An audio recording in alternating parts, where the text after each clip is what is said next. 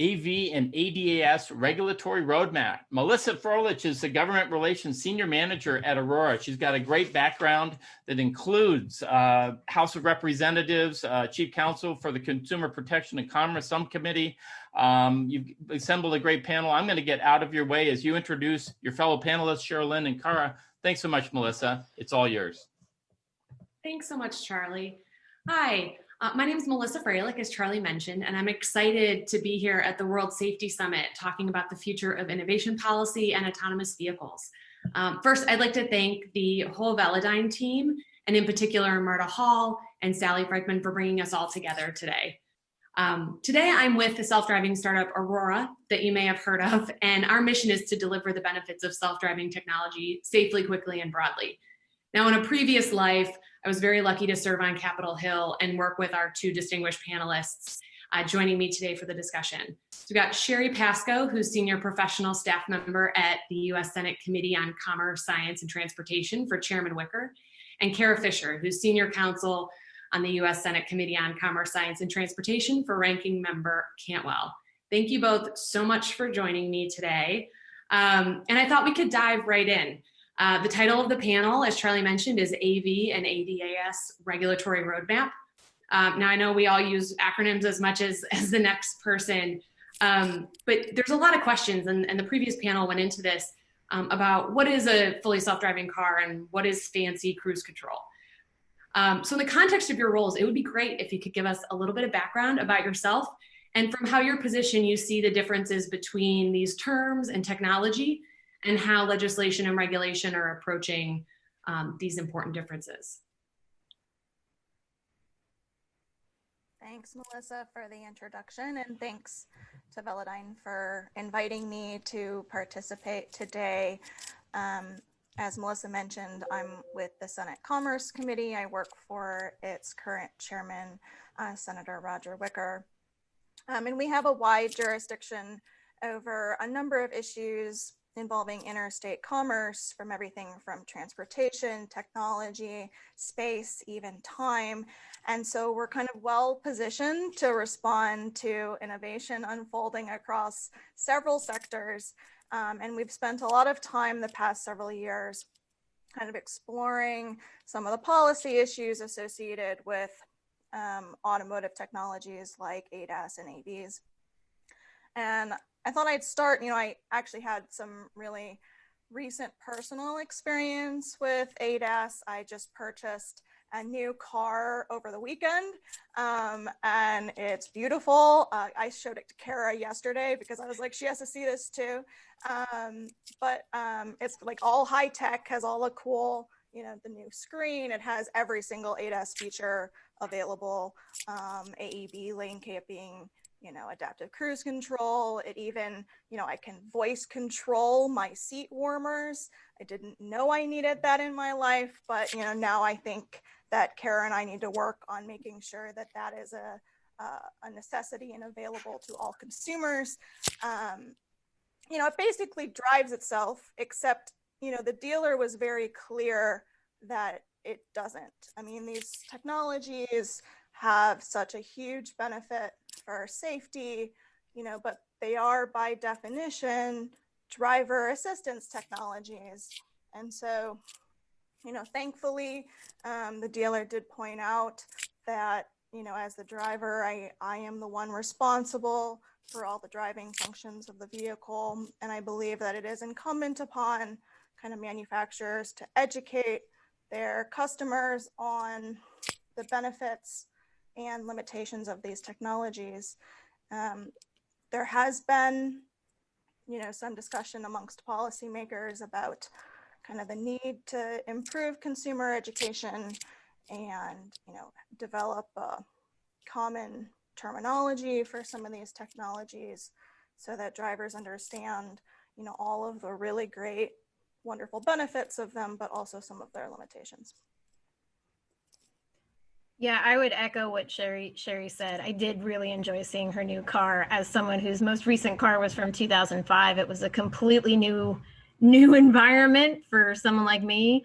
And it was exciting to see how it all works, but I agree that I think it's really incumbent upon manufacturers and particularly dealers who are on the front lines with these customers to explain the limitations, because I think we've seen some instances in the last couple of years where either it wasn't really explained or the systems have been subject to abuse that are really not helping the rest of the industry and are not helping to build consumer confidence.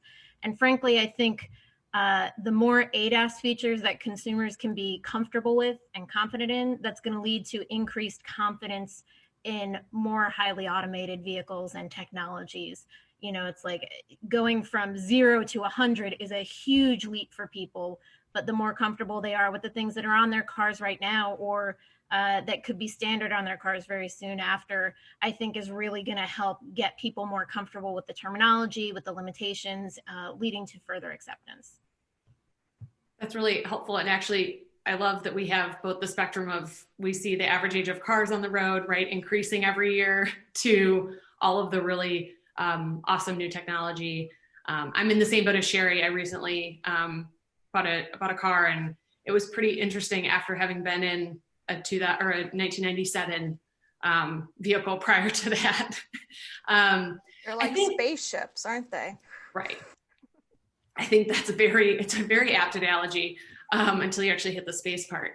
So I was going to get to this a little bit later, but if we're on the topic right now, we're seeing a lot of the educational efforts underway. US DOT launching the AV test initiative to put some sort of information, on a publicly accessible website for both states and other stakeholders to view state DOTs doing work, in their jurisdictions, groups like PAVE, individual companies.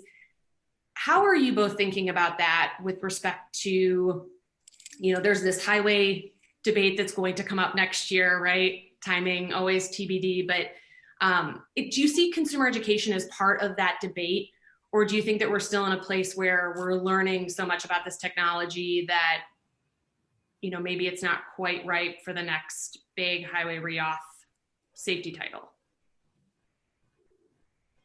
I mean, I think to jump in, I think everyone kind of agrees that consumer education is one of the base building blocks that really need to be in place for us to move forward. So I think the time is right, but I also think, there are limits to what can be done from the federal level, at USDOT. I think everyone has a part to play, but it is important to get everyone, on the same path, on the same page, following a similar framework to make sure that we're not putting out conflicting messages. Is it fair to say that the SAE definitions for automation are still a good base layer where I can start this conversation about a good bipartisan path forward? Is that fair? I would say it is. That's good to hear. I guess, so to kind of take the step back, in this conversation around what does the 117th Congress look like? What does the future, for regulatory and legislative policy on these issues look like? What are the highest priority issues for each of your bosses? And Sherry, we could start with you in terms of automotive innovation. Yeah, so I can give a little bit of background on kind of our committee's jurisdiction and kind of the role that we'll play in a surface transportation reauthorization. I think as most folks know, we've enacted a 1-year extension of the current reauthorization, the FAST Act, which will bring us into next September. Obviously, there's a lot of things that will happen before next September, including an election, which is likely to change some of the policy discussions that we will be having next Congress. But, our committee, as part of that reauthorization, will bring several titles to the table, including a focus on, highway safety, automotive safety, truck safety, multimodal transportation, even rail, as well as some infrastructure financing. And because we kind of oversee a couple of transportation modes, we will have an opportunity to kind of prioritize safety and innovation across all of them. My hope will be that, the surface transportation bill will present a good opportunity to include a number of provisions on advancing the kind of safe testing and deployment of automated vehicles. I think, as Melissa knows very well, I mean, we've been in the trenches for several years trying to enact a federal framework for automated vehicles. I mean, we still believe that, you know, the safe testing and deployment of AVs should be a priority for the United States. And it's a priority for our kind of, you know, making sure that the United States remains a leader in global competition, particularly, you know, against Europe and China, who are spending significant investments in this area. And so, you know, we're going to continue to look for ways to kind of advance their development next Congress. But in order to do so, we're going to need to work, you know, in a bipartisan as well as bicameral fashion. And so I think it's a little bit unclear exactly, you know, the many different, you know, how the end result's going to end up, but you can guarantee that we're going to be continuing to push kind of similar things that we've been pushing in the past two Congresses. How does that sound to you, Kara? Sounds great. I think we do share a lot of common ground on both sides of the aisle. I think we are very focused on safe testing and deployment because these vehicles are already on our roads. The technology is coming, and my boss is very focused on innovation and improving, you know, the U.S. economy and our position globally. We absolutely need to stay competitive, and so we're focused on that and making sure that we never lose sight of safety. I think the Boeing MAX issues are very fresh in my boss's mind, and seeing how that's played out, I think we're going to be focusing on how can we prevent, as we become more and more reliant on software, on cybersecurity, how can we make sure that those incidences are few and far between, if non-existent at all, because we're talking about transitioning from a well-established kind of way of driving to something that's very different, and wanting to make sure that we're not forgetting to focus on safety as the first primary goal. No, that's a really important point. I think it's something you both heard me say every time we got together, and I still find myself talking about it a lot in my new role, is most people don't realize that we lose almost 40,000 Americans on our roadways every year. And you're talking about, you know, 2 million accidents, a portion of those, you know, that have very serious hospital related medical, either, you know, procedures or stays or checkups and things like that. There's so much here that is really important to not only understand, but also kind of allow to innovate, because we don't know all of the answers. And I think that that's a place where we certainly are continuing to work and talk with other stakeholders to help them understand how we're developing. And I think it's something where the states have been really helpful and open to having those discussions and making sure that the right folks are in the room. So on that point, one question I got a lot in my old position, and I'm sure that the both of you do as well. When you're speaking about this kind of innovative technology, unintended consequences are certainly something that are top of mind in terms of regulatory framework. And, you know, we don't know what we don't know, but if you'd asked folks back in the 1900s, 1910s, what do you want in terms of better transportation, they would have said a bigger horse, right? So how do both of you approach that unintended consequences question when you're thinking about automotive transportation? And, you know, Kara, to your point, we can probably start with you in terms of really making sure that safety case is strong up front.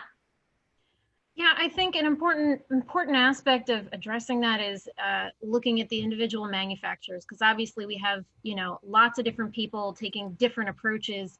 And one of the core things I think is really going to be important moving forward is demonstrating a strong safety culture. I think it's hard to have confidence in the technology and its application if you can't have confidence in the process that got you to that point. And I think that, you know, I really appreciate the manufacturers who in their safety self-assessments are really getting to that point. It doesn't look like a 5-page marketing brochure. They are really talking about the thought process that went into it. how much testing was done. You know, this wasn't something they came up with in 2 months and decided to roll out in beta testing form. I think having that confidence in the underlying approach in the company is going to be really key to addressing unintended consequences, because we are going to have them. We've seen them happening over the last couple of years, and that's all part of, you know, taking on this new role and new innovative approach. But I really think that that's something that's going to demonstrate that, you know, manufacturers, federal government, everyone is acting responsibly in looking to put safety first and not just, you know, rolling things out for the sake of making a profit. So I think, you know, as you mentioned, there's a lot of open questions about automated vehicles.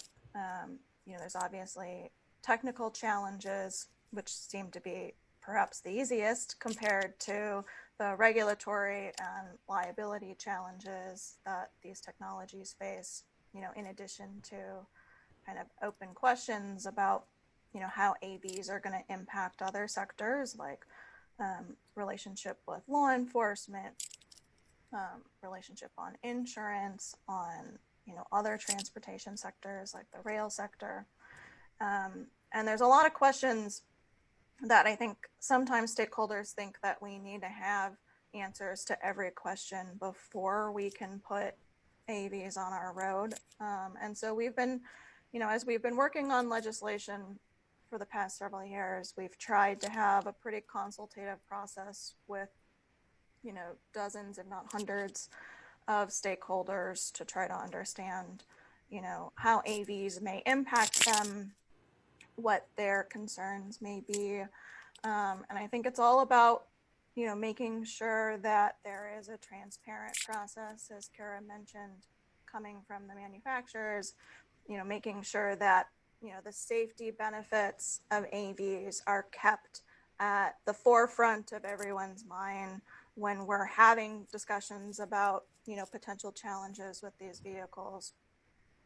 And hopefully, you know, we're able to find the right balance between, you know, allowing some, you know, innovation / you know, regulatory changes for AVs combined with, you know, some new level of safety requirements.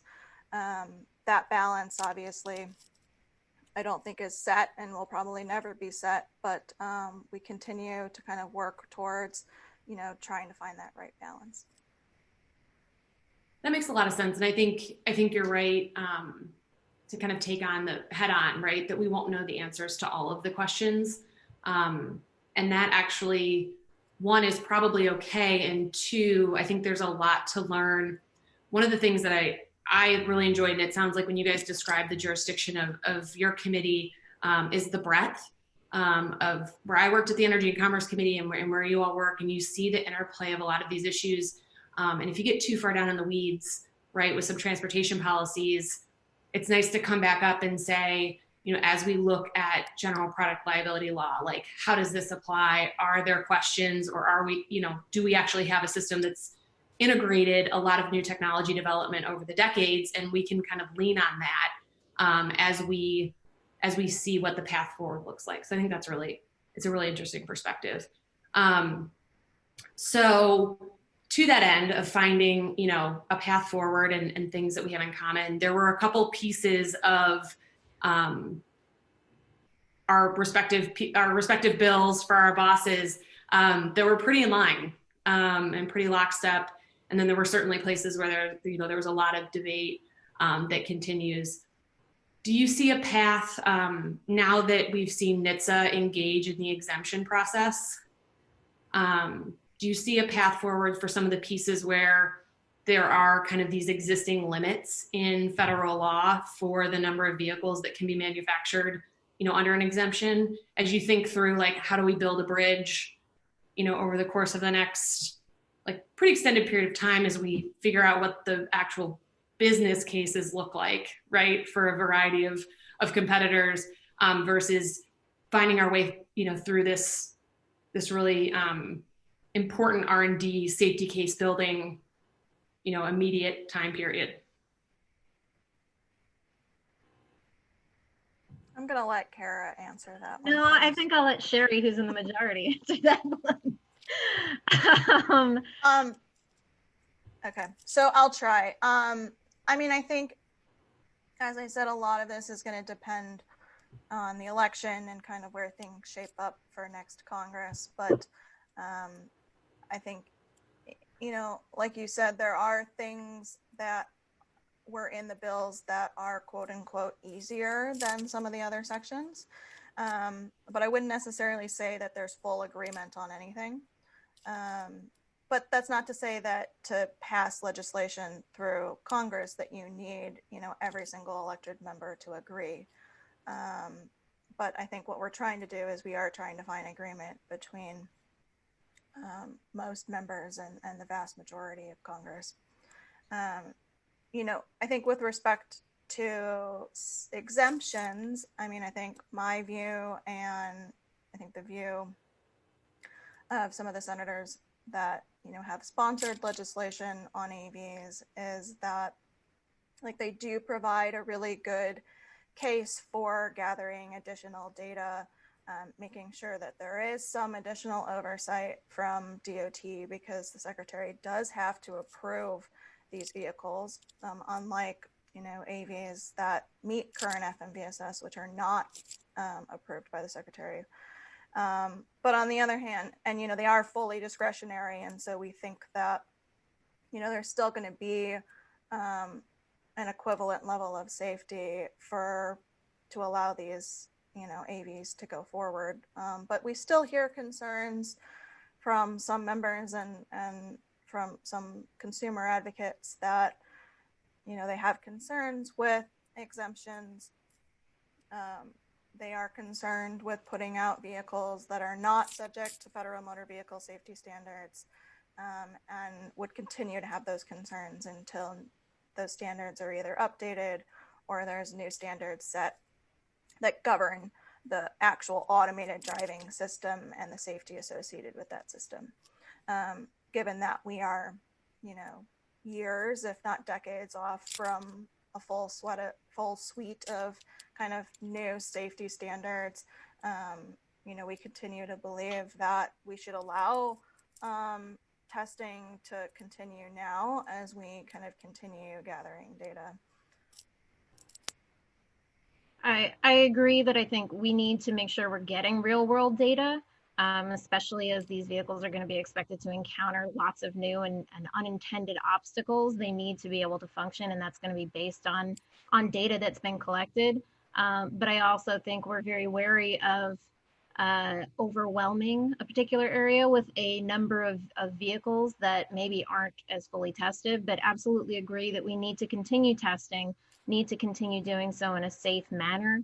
And so, you know, to the broader question, I think exemptions are one piece of the puzzle, but I'll go back to what I said earlier in terms of ADAS systems, which is not directly implicated here, but I think the more standardized we can get those systems, I think the more confidence people will have in cars with a lot more technology and a lot more autonomy being on the road, because they will have already been exposed to some level of that. And so it won't create quite the panic isn't the word, but maybe distrust that we see from a lot of people right now when you mention testing a lot of autonomous vehicles on the road.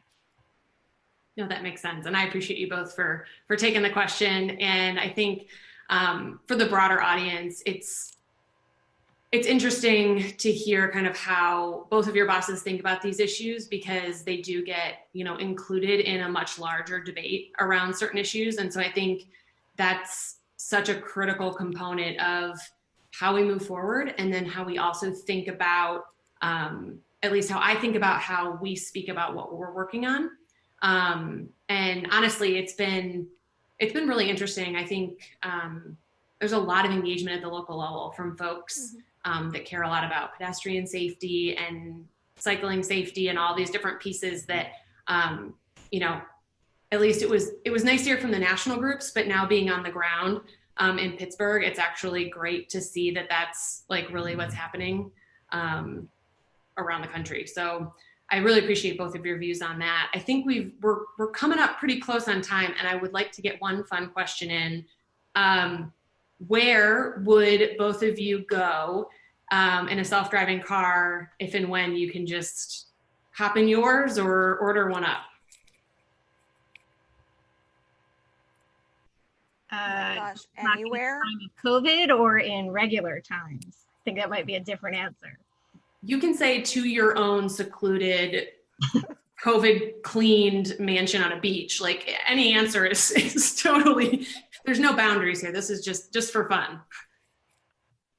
Yes, anywhere that is not in my apartment in Capitol Hill would be wonderful at the moment. But I'll take a secluded mansion on the beach. I think that sounds pretty great. I think that sounds wonderful. Someplace with lots of trees or water or something. Yes, I agree. Any place that isn't my apartment at the moment. That was the first question. It was on my first day questionnaire at Aurora, and my answer was a national park. So Kara, I'm with you. Although that could also be a beach national park. So I'm open to any, but yeah, to get in, fall asleep and wake up somewhere beautiful would be lovely. Well, thank you both again for your time. And I know we're trying to stay on schedule, so I want to make sure that we do so. And Charlie, I want to apologize. I really thought I had the background selected and downloaded in my Zoom profile, and I did not. So my apologies. But Kara and Sherry, I'm assuming that you jumped in Aurora and went to a national park. So. Anyway, no, that's all right. Melissa, really appreciate your participation. And then also, again, all the comments from Cherilyn and Kara. It's an interesting part of all of this, how we all play together. And of course, we'll hear more from the administrator of Head Federal Highway a little bit later on today. And again, private and public working together, and regulatory. We just saw in the news how, again, just the idea of having a vehicle without a steering wheel or a pedal is something that laws need to change to accommodate that. And so it's a great discussion. I really appreciate you moderating. And thanks all of you for being a part of it. And I'll say goodbye.